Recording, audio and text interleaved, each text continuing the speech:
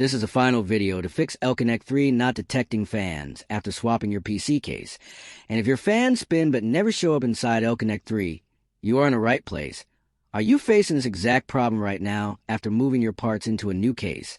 This issue happens because when you swap cases, fan hubs, USB headers, and power cables change position, and L-Connect 3 loses proper communication with controller.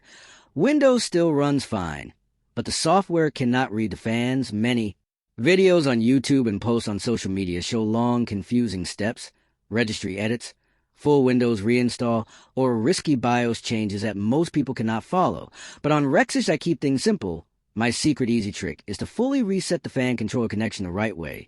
You shut down the PC, turn off the power supply, unplug the power cable, then you press and hold the power button for 10 seconds to drain leftover power. Next, you unplug the Lian Li controller USB cable and SATA. Power. Wait 1 minute. Then reconnect them firmly to a different USB header if possible. After booting back into Windows, you open L-Connect 3 as admin and let it rescan devices. This clean reset forces the software to detect the fans again without reinstalling anything.